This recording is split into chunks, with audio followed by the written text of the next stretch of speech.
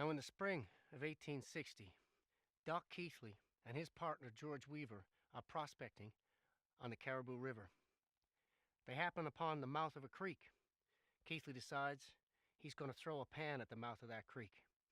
Well, he gets that handful of dirt in the pan. He pans it out, and in that first pan, Doc Keithley gets for himself 1 ounce of gold. An ounce of gold for a handful of dirt. Well, Keithley and Weaver decide they're going to check the prospects further up this creek. So up they go, maybe a quarter mile. Doc Keithley throws a second pan, and in that second pan of gravel, that second handful of dirt, Doc Keithley gets for himself 2 ounces of gold. It's time to stake a claim. So Doc Keithley and George Weaver, they're going to stake a claim on this creek. In fact, they're going to stake the discovery claim on this creek. And not only that, they're going to name the creek. Now, Doc Keithley, he's a salt-of-the-earth, blue-collar fella. No ego whatsoever. What's he going to name that creek? He's going to name that creek Keithley Creek, after himself. Now, his 50-50 partner, George Weaver, is going to get no credit whatsoever for what will turn out to be a very significant gold find here in Cariboo. For Doc Keithley describes the gold that he and George Weaver are mining on Keithley Creek in 1860 as being pea-sized gold nuggets. Pea-sized gold nuggets, that's a coarse, heavy run of gold. Well, Keithley and Weaver, they get to work on that ground, and they work it hard. They're working 18 or 20 hours a day to get the job done. And within a month, maybe a month and a half, the work is done. They've worked that whole claim. They've washed all the gravel through their sluice box. They've taken out all the gold. Now, normally, one would be rather sad at this point, depressed even. Here you are, a placer miner, but your claim is all played out. Ha, not to worry. These fellas have been mining 1.5 pounds of pea-sized gold nuggets for over a month. They got 50, maybe 60 pounds of gold in their possession. They struck it rich. You'd think that'd be enough, but not for Doc Keithley and George Weaver. No, they decide they're going to continue prospecting and seeking more gold. So they abandon that discovery claim at Keithley Creek, and they head off, up the Snowshoe Creek, across the Snowshoe Plateau. And as they walk across the plateau, they're looking for creeks, gold-bearing creeks in particular. Well, they find a creek, and they start to follow that creek down off the high ground, through the alpine, into a valley. And as they follow the run of that creek, all along its banks, they notice the shed antlers of deer and caribou. So Doc Keithley and George Weaver, they're going to name another creek here in Cariboo, and they're going to name that creek Antler Creek. Now, Doc Keithley says that as they prospect Antler Creek, they come upon a run of the creek that's right down on the exposed bedrock itself. All the gravel is long since washed away. Now, that means a natural sluice box. And just like a sluice box, that bedrock, it has cracks, it has crevices, it has ridges, it has holes. And Keithley knows that if there's any gold to be found, that gold's going to be down in those cracks, crevices, and ridges and holes. Well, he's prying out rocks out of the crevices and cracks, and he's working those ridges with his crevicing tool. He looks up ahead, and he sees a little waterfall, just a chunk of limestone, maybe 3 feet high. The water's coming down. The gravel is all washed away. Well, Keithley looks, and he sees something shining underneath that little waterfall. He walks up, and by gosh, if he doesn't stoop down and pick up for himself a great big handful of gold nuggets. And Keithley describes these gold nuggets as being the size of the top of his thumb. Doc Keithley will be considered the first instant millionaire in the history of British Columbia with that one handful alone. Doc Keithley and George Weaver have done the impossible. They struck it rich on Keithley Creek. They just did it again. But by now, it's October. And that's rather grim, because the weather is going to change very quickly. The snow is going to fly. The temperatures are going to plummet. Doc Keithley wakes up that first morning after spending the night on Antler Creek, and he and Weaver discover 2.5, 3 feet of snow on their bedrolls. They're sleeping rough. Now here they are. They got the ground. They've staked it. But you see, this is an unregistered claim.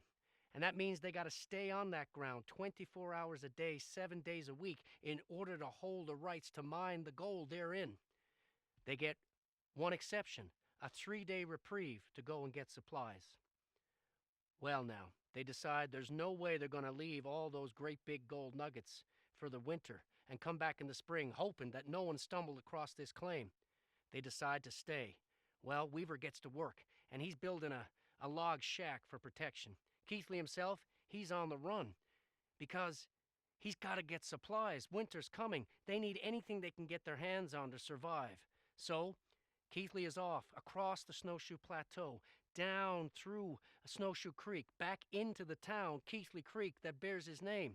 And he's going to buy up any supplies he can get his hands on. Believe me, there's not much left in October. Things are freezing up. No new supplies are coming in. He pays through the nose for those few supplies he can manage to get his hands on. But of course he's paying with those great big thumb-sized gold nuggets. What happens next is the craziest staking rush in the history of British Columbia. Keithley tries to sneak out of the town of Keithley Creek with these supplies on his sledge. He's wearing great big snowshoes. Well, once the word is out, and it doesn't take long, every man in the area of Keithley Creek drops everything they're doing instantly, and they start running, higgledy-piggledy through the snow, pushing, shoving, teeth and elbows, trying to get out to Antler Creek to get a piece of that action. Now, when they get out to Antler Creek and they start staking out the ground, they probably feel pretty good because they knew that under that snow and under that gravel, the nuggets are going to be like this. They're going to be stinking rich. But once again, all these fellows who got out to Antler Creek, well, they're sitting on unregistered claims. That means they got to stay on them 24 hours a day, 7 days a week. All they get is that 3-day reprieve for the supply run. Now, they could, of course, register their claims. But where do they have to go to register their claims in 1860? They got to go to Williams Lake. And that's a 180-mile journey, one way, on snowshoes, in terrible winter conditions. And you got to do it in 72 hours. It's humanly impossible to do this. And even if these fellas could do it, none of them are going to risk leaving that ground with all that gold in it. No, no, no. They're going to wait. They're going to wait for the gold commissioner to come to them. And thankfully, Assistant Gold Commissioner Philip Nind will arrive on Antler Creek in March of 1861. That's 6 months after these fellas got out there. And what does he find? He finds 400 men camped out in the snow. One log cabin had been built. Everybody else, they're living in brush shelters and snow caves. Here's their house. This is what it looked like. Dig a hole in the ground. Line that with spruce boughs. Climb in there, wrap up in your wool blanket and your old beat-up duffel coat and try and get some sleep. Well, good luck with that. You're not going to get much sleep. No, temperatures are plummeting. It's minus 40, minus 50 degrees, easily. You're going to wake up in the morning and have a look at yourself. How's your health? Are you doing all right? Well, do you have scurvy? You might. That means your teeth are falling out, your gums are bleeding, your hair is turning orange. Do you have rickets? That's possible too. You're weak in the knees, you can barely move, everything's stiff and painful. Do you have a cold? That's going to kill you. You know, scurvy's going to kill you, rickets going to kill you, cold's going to kill you. Do you have influenza? That's going to kill you. Do you have mountain fever? That's going to kill you. Dysentery's going to kill you. Your neighbor's going to kill you. Everything's going to kill you. But hey, listen, you got 20 pounds of gold in a bag and you're a millionaire. Well, this is what Philip Nind walks into. Now, Philip Nind, he's got a job working for the colonial government of British Columbia. Who knows? He might even have a pension. But I wouldn't want this job. Look what he's facing. 400 cold, cranky, half-starved California miners, some of them probably armed to the teeth. How's he going to handle the situation? Well, there's only one way to do it, because all of these men, they are going to have their say. And he tells them, absolutely, you can have your say one at a time, one at a time. And that's exactly what he does. He takes each one of those individuals, one at a time, aside, and he takes down their testimony, word for word, and he uses that testimony to settle all the claim disputes and register those unregistered claims. And then Philip Nind says, silence, everybody. I will broach no arguments here. These are your words, not mine. And besides, it wouldn't matter anyway. If you were on Antler Creek in the spring of 1861, you would not have time to argue with anybody, especially the assistant gold commissioner, because now the word is out about the great big gold nuggets here in Cariboo. The entire world is going to hear about this region in no time at all. You're on the move. You're off to the next gold-plated creek before somebody beats you to it. And that's exactly what's going to happen in the late spring and early summer of 1861. Every creek in this region is going to go into gold production. And there's so many gold-plated creeks, I can't name them all.